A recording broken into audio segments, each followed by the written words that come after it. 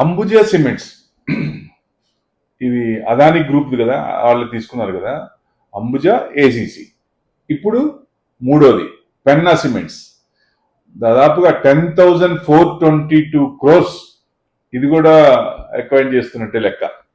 So వాళ్ళకి ఏంటంటే third acquisition అనుకోవచ్చు. Penna, Ambuja, ACC. So Adani general గా సిమెంట్ బిజినెస్ లోకి ఎప్పుడు వచ్చారు? సెప్టెంబర్ 2020లో వచ్చారు.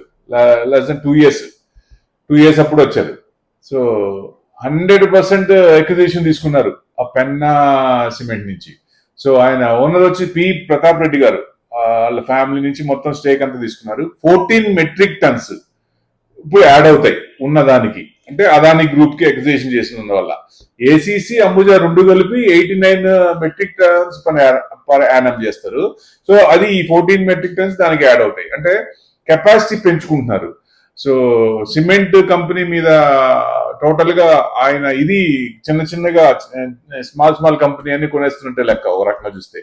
ఈ డీల్ కూడా నెక్స్ట్ 3 to 4 months లో కంప్లీట్ అవ్వచ్చు. పెన్నా కూడా ఐపీఓకు ట్రై చేసింది ఎప్పుడు 23-24లో, బట్ 11 crores ఎంతో ఎబిటా లాస్ లో ఉంది అప్పుడు. సో అందుకని అది మళ్ళీ వెనక్కి వచ్చేసరికి అప్లై చేయలేదు. సో ఇప్పుడైతే 10 metric tons కెపాసిటీ ఉంది. ఇంకా ప్రాసెస్ లో ఉన్నాయి 4 metric tons, ఏది అండర్ కన్స్ట్రక్షన్ లో. Krishnapatnam 2 metric tons and Jodhpur లో 2 metric tons. ఇవి అన్ని కలిపితే సో నెక్స్ట్ 6 to 12 months లో 1 year లో ఈ 4 metric ton కూడా యాడ్ అవుతుంది. ఇప్పుడు దీనికి ఆల్రెడీ 14 దానికి. సో 18 + 89 టోటల్ గా. అంటే అంబుజా కూడా వీళ్ళు తీసుకున్నది టోటల్ బయట నుంచి అప్పు తీసుకొని చేసింది కాదు, వాళ్ళ ఓన్ ఇంటర్నల్ అక్విజిషన్స్.